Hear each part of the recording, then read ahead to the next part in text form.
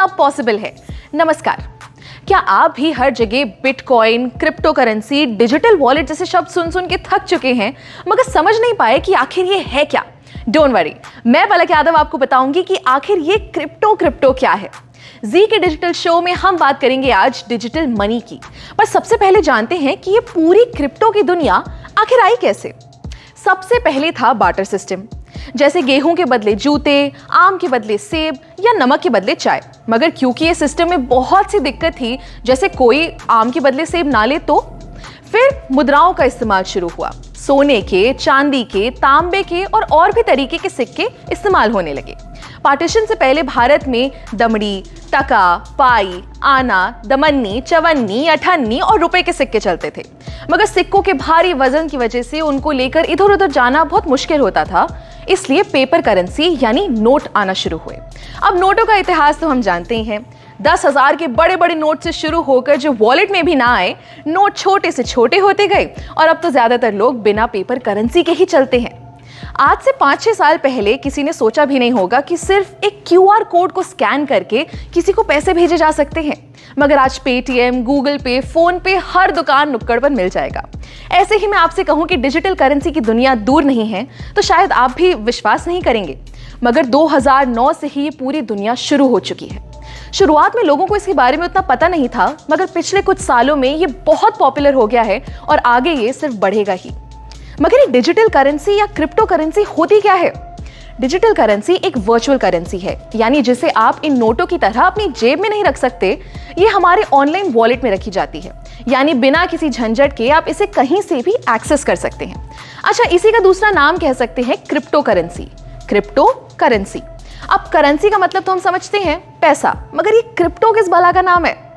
Crypto मतलब छुपा हुआ या जो सीक्रेट हो, यानी कि आप क्रिप्टो करेंसी से अपने पैसे की जो भी ट्रांजैक्शन करेंगे या लेन देन करेंगे वो सब छुपा हुआ होगा और सिक्योर होगा। ये क्रिप्टो करेंसी का चलन 2009 में शुरू हुआ, जब सबसे पहली बार सातोशी नाकामोटो नाम के एक आदमी ने वर्चुअल करेंसी बनाई। अब इसका नाम हम सब ने कहीं ना कहीं सुना ही है। जी हाँ, बिटकॉइन। बिटकॉइन आज की डेट में इतनी बड़ी क्रिप्टो करेंसी बन चुकी है कि आप मानेंगे नहीं कि कई बड़ी बड़ी कंपनीज आज बिटकॉइन से पेमेंट्स लेती हैं। एक मजे की बात बताऊं, अगर आपने 2009 में एक बिटकॉइन खरीदा होता तो आज आपके पास बिना कुछ किए बैठे बिठाए करीब 16 लाख रुपए होते। मगर आज इथेरियम, डॉजकॉइन, टेथर जैसी 19,000 क्रिप्टो करेंसीज बन चुकी हैं। इन करेंसीज को हम खरीद सकते हैं, बेच सकते हैं और चाहे तो इनमें इन्वेस्ट भी कर सकते हैं। अब ये तो हम समझ गए कि क्रिप्टो करेंसी एक तरीके के ऐसे पैसे हैं जिन्हें हम छू नहीं सकते, मगर अगर हम इनसे खरीदेंगे या बेचेंगे तो इसे कोई कंट्रोल कर रहा होगा क्या? जी नहीं। यही खास बात है क्रिप्टो करेंसी की। इसे कोई थर्ड पार्टी जैसे कोई बैंक या कोई सरकार कंट्रोल नहीं करती, यानी कि ये डिसेंट्रलाइज्ड होता है। पूरे ट्रेडिशनल बैंकिंग सिस्टम को तोड़ते हुए क्रिप्टो की ट्रांजैक्शन सीधे एक वॉलेट से दूसरे वॉलेट में होती है। क्रिप्टो करेंसी को पहले उतनी मान्यता नहीं मिली थी।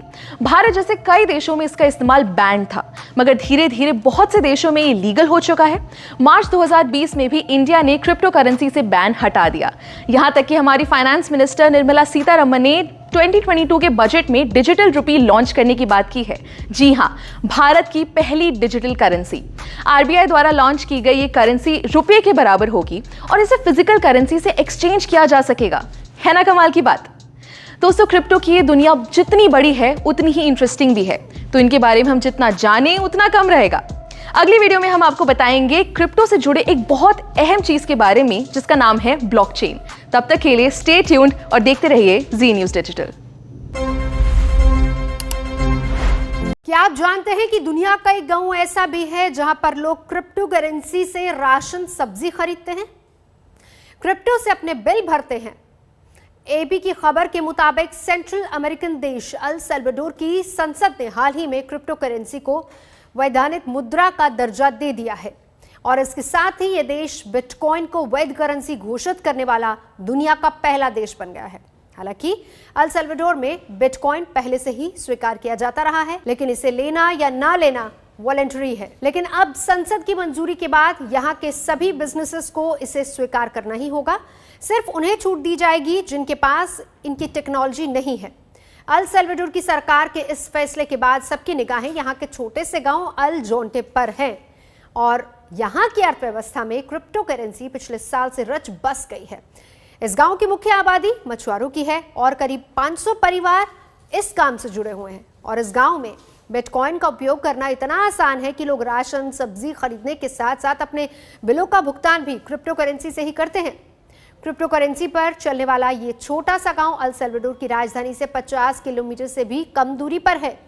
अल जोंटे में इस क्रिप्टो करेंसी वाली अर्थव्यवस्था की शुरुआत 2019 में हुई थी, जब किसी अनजान डोनर ने यहाँ के एक स्थानीय नॉन प्रॉफिट समूह के साथ मिलकर काम करना शुरू कर दिया था।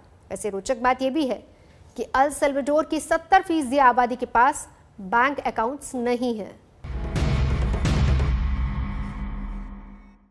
देख रहे हैं कि हमारा SCX कॉइन कैसे इंक्रीज करता चला जा रहा है, मार्केट हमारा कितना बेहतरीन तरीके से उछाल मार रहा है। दोस्तों स्क्रीन पे देखिए, ये लगातार रेशियो जो है वो बढ़ता चला जा रहा है और ऊपर की तरफ बढ़ता ही जा रहा है, रुकने का नाम नहीं ले रहा दोस्तों।